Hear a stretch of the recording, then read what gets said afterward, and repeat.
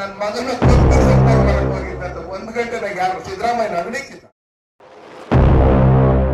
ಹಾಗಾಗಿ ಇವತ್ತು ಜನ ತೂಚಿ ಮುಗಿತಾ ಇದ್ರೇನು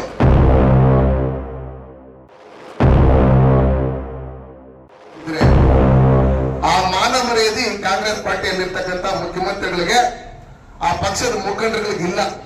ಹಂಗಾಗಿ ಇವತ್ತು ಜನ ತೂಚಿ ಮುಗಿತಾ ಇದ್ರೇನು 10 ಕೆಜಿ ಅಕ್ಕಿ ಕೊಡ್ತೀನಿ ಅಂತ ಹೇಳಿದ್ರು, ಕರೆಂಟ್ ಫ್ರೀ ಕೊಡ್ತೀನಿ ಅಂತ ಹೇಳಿದ್ರು, ಹೆಣ್ಮಕ್ಳಿಗೆ ಫ್ರೀ ಬಸ್ ಅಂತ ಹೇಳಿದ್ರು, ಯುವಕರಿಗೆ 2000 PUC ಅವ್ರಿಗೆ ಡಿಗ್ರಿ ಹೋದವ್ರಿಗೆ 3000 ರೂಪಾಯಿ ಅಂತ ಹೇಳಿ. ಇಲ್ಲಿ ಯುವಕರು ಎಷ್ಟು ಜನ ಇದ್ರು ಕೈ ಇದ್ರು ನೋಡೋಣ. ಮುದುಕರಲ್ಲ ಆ ಯುವಕರು. ನೀನ್ ಯುವಕನಲ್ಲೇನಾ? ಯುವಕನಲ್ಲ. ನಿನ್ ಕ್ಯಾರಿಯರ್ಗೆ 2000 3000 ಬರುತ್ತೆ. ಜೋರಾಗಿ ಹೇಳ್ಬೇಕು. ಯಾರ್ದು ಬರಲ್ಲ ಅಂದ್ರೆ ನೀವು ಲೆಕ್ಕ ಹಾಕೊಳ್ಳಿ.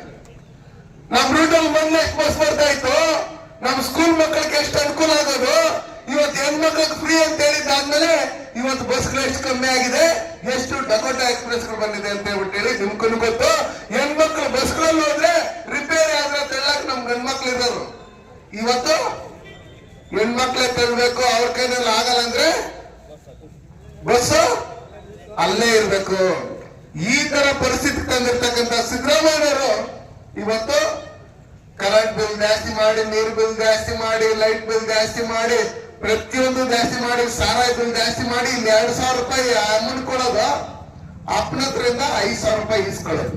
ಏನೇಳ ಆ ಲೆಕ್ಕ ಈಗಲೂ 3-4 ತಿಂಗಳಿಂದ ಬಂದಿಲ್ಲ. ಆ ಅಮ್ಮನ ತಾಯಿ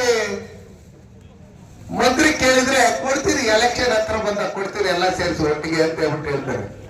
ಅನೇಕ MLA ಗಳು ಮಂತ್ರಿಗಳು ಅವರೆಲ್ಲ ನಾನು 10,000 ಕೊಟ್ಟಿದ್ದಾನೆ, ನಾನು 2,000 ಕೊಟ್ಟಿದ್ದಾನೆ, ನಾನು ಅದ್ ಮಾಡಿದೀನಿ ಇದ್ ಮಾಡಿದೀನಿ ಅಂತ ಹೇಳ್ತಾರೆ. ಬಂದ್ಬಿಡ್ರಿ ಬಹಿರಂಗವಾಗಿ ನಿಂತ್ಕೊಂಡ್ಬಿಡ್ರಿ. ಹಿಂದೆ ಭಾರತೀಯ ಜನತಾ ಪಾರ್ಟಿ ಸರ್ಕಾರ ಕರ್ನಾಟಕದಲ್ಲಿದ್ದಂತ ಸಂದರ್ಭದಲ್ಲಿ ಬಸವರಾಜ ಬೊಮ್ಮಾಯಿ ಸಾಹೇಬರು, ಯಡಿಯೂರಪ್ಪ ಸಾಹೇಬರು ಮುಖ್ಯಮಂತ್ರಿಗಳಾಗಿದ್ದಂತ ಸಂದರ್ಭದಲ್ಲಿ ತಂದಿರ್ತಕ್ಕಂಥ ಏನು ಹಣ ಇದೆ ಅದೇ ಇವತ್ತು ಗುದ್ಲಿ ಪೂಜೆಗಳು ನಡೀತಾ ಇರೋದು, ಇವತ್ತು ಕೆಲಸಗಳು ನಡೀತಾ ಇರೋದು. ಇವತ್ತೇನು ಮನೆ ಮನೆಗೂ ನಲ್ಲಿ ಮುಖಾಂತರ ನೀರು ಕೊಡ್ಬೇಕಂತೇಳಿ ನೀವು ನಮ್ಗೆ ಓಟ್ ಹಾಕಿ ಡೆಲ್ಲಿ ಕಳಿಸಿದಾದ್ಮೇಲೆ ನಾವು 2180 ಕೋಟಿ ಹಣವನ್ನ ಏನು ಜಲ್ ಜೀವನ್ ಮಿಷನ್ ಅಂತ ತಂದಿದ್ರೆ ಅದೇ ಇವತ್ತು ಮನೆ ಮನೆಗೂ ನಲ್ಲಿ ಮುಖಾಂತರ ನೀರು ಕೊಡ್ತಾ ಇರ್ತಕ್ಕಂಥದ್ದು. ಅವತ್ತು ಕರ್ನಾಟಕ ರಾಜ್ಯದಲ್ಲಿದ್ದಂತ ಬಸವರಾಜ ಬೊಮ್ಮಾಯಿ ಸರ್ಕಾರ ಅವ್ರದೇ ಶೇರು, ಈಗಿರ್ತಕ್ಕಂಥ ಸಿದ್ದರಾಮಯ್ಯ ಅವರು ಕೊಟ್ಟಿರ್ತಕ್ಕಂಥ ಶೇರ್ ಅಲ್ಲ. ಏನ್ ಮಾಡಿದ್ರಂದ್ರೆ ಪ್ರತಿ ಇಲಾಖೆಯಲ್ಲೂ ಭ್ರಷ್ಟಾಚಾರ. ನಮ್ಮ ST ಅಭಿವೃದ್ಧಿ ನಿಗಮದಲ್ಲಿ ಸುಮಾರು 189 ಕೋಟಿ ತೆಲಂಗಾಣಕ್ಕೆ ಬೇರೆ ಬೇರೆ ಭಾಗಕ್ಕೆ ಎಲೆಕ್ಷನ್ ಕಳಿಸಿ ಸಿಕ್ಕಾಕೊಂಡು ಸಿದ್ದರಾಮಯ್ಯನವರು ಹೇಳಿದ್ರು, 189 ಕೋಟಿ ಅಲ್ಲ 89 ಕೋಟಿ ಅಷ್ಟೇ ಅಂತ ಹೇಳಿದ್ರು. ಅಂದ್ರೆ ನಮ್ಮಲ್ಲಿ ಯಾರಾದ್ರು ಒಂದೇನಾದ್ರು ಕಳ್ತನ ಮಾಡ್ಬಿಟ್ಟು ಇದೇ ನಾನು FIR ಹಾಕಿದ್ರೆ ಸಿದ್ದರಾಮಯ್ಯ ಮೇಲೆ FIR ಹಾಕಿರೋದೇ ನಾನು ಕಳ್ತನ ಮಾಡಿ ತಂದು ಕೊಟ್ಬಿಡ್ತೀನಿ ಅಂತ ಹೇಳಿ ನೀವು FIR ರದ್ದು ಮಾಡ್ತಾ ಇದ್ರ ನೋಡಪ್ಪ? ಮಾಡ್ತಾ ಇಲ್ಲ. ಕಳ್ಳೆ ತಾನೆ. ಇವತ್ತು 89 ಕೋಟಿ ಅಷ್ಟೇ ಹೋಗಿರೋದು ವಾಪಸ್ ತಗೊಂಬತ್ತೀನಿ ಅಂದ್ರೆ ನೀನ್ ಕಳ್ತಾನೆ, ನಿನ್ ಮೇಲೆ FIR ಆಗಿದ್ದಾದ್ಮೇಲೆ ನೀನ್ ಜೈಲ್ಕೋಬೇಕು ತಾನೆ.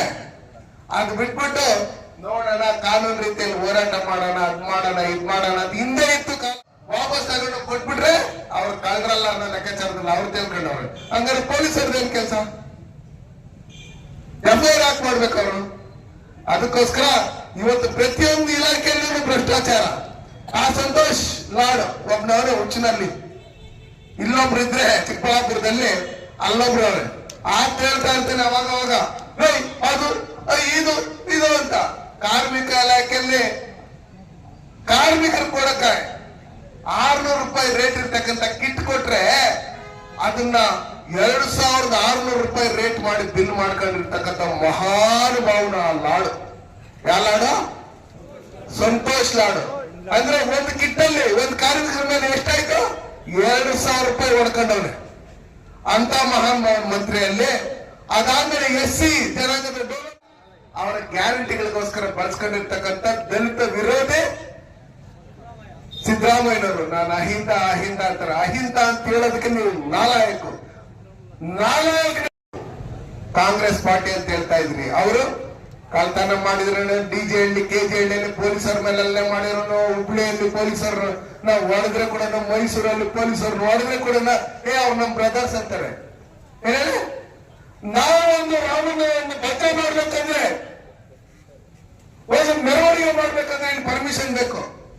ಅವ್ರ ತಲವಾರ್ಗಳು ಎತ್ಕೊಂಡು ರೋಡ್ಗಳಲ್ಲಿ ಓಡಾಡ್ಬೋದು, ಚಾಕುಗಳು ಹಾಕ್ಬೋದು, ಏನ್ ಬೇಕಾದ್ರೂ ಮಾಡ್ಬೋದು. ಅವ್ರು ಏನೇ ಮಾಡಿದ್ರು ರಾತ್ರಿ 1 ಗಂಟೆಗೆ ಎಬ್ಬಿಸುತ್ತೆ. ಅದಕ್ಕೋಸ್ಕರ ನಾನು ಹೇಳೋದಿಷ್ಟೇ, ಇವರು ನಮ್ಮ ದೇಶದ ಪರವಾಗಿಲ್ಲ ಕಾಂಗ್ರೆಸ್ ಸರ್ಕಾರ. ಈ ದೇಶ ವಿರೋಧಿ ಚಟುವಟಿಕೆಗಳು ಯಾರ್ಯಾರು ಮಾಡ್ತಾರೋ ಅವ್ರ ಪರವಾಗಿರ್ತಕ್ಕಂಥ ಕಾಂಗ್ರೆಸ್ ಸರ್ಕಾರ. ಇವತ್ತು ಕಾರ್ಗಿಲ್ ಸರ್ಕಾರ ಬೀಳ್ಸ್ಕೊಂತಾರ ಗೊತ್ತಿಲ್ಲ. ಅದಕ್ಕೋಸ್ಕರ ಎನಿ ಟೈಮ್ ಎಲೆಕ್ಷನ್ ಬರ್ಬೋದು, ನಾವೆಲ್ಲರೂ ರೆಡಿ ಆಗಿರ್ಬೇಕು. NDA ಅಭ್ಯರ್ಥಿನ ನಾವು ಗೆಲ್ಸ್ಕೊಳ್ಳೋ ನಿಟ್ಟಿನಲ್ಲಿ ಅಲ್ಲಿ ನಿಖಿಲ್ ಕುಮಾರಸ್ವಾಮಿ ಅಣ್ಣವ್ರು ಏನಾದ್ರು ಹೇಳ್ಬೋದಿಲ್ಲ, ನಾನೇನಾದ್ರೂ ಹೇಳ್ಬೋದು. ಡಿಸೈಡ್ ಮಾಡೋದು ಪಾರ್ಟಿ ಹೈಕಮಾಂಡ್. ಅದಕ್ಕೋಸ್ಕರ ನಾವು ಯಾರನ್ನೇ ಅಭ್ಯರ್ಥಿ ಹಾಕ್ಬಿಟ್ರೆ ನಾವು ಗೆಲ್ಸ್ಕೊಂಡು ನಾವು MLA ಮಾಡಿ ಕಳ್ಸೋದಕ್ಕೆ ನಾವು ರೆಡಿ ಆಗಿರ್ಬೇಕು.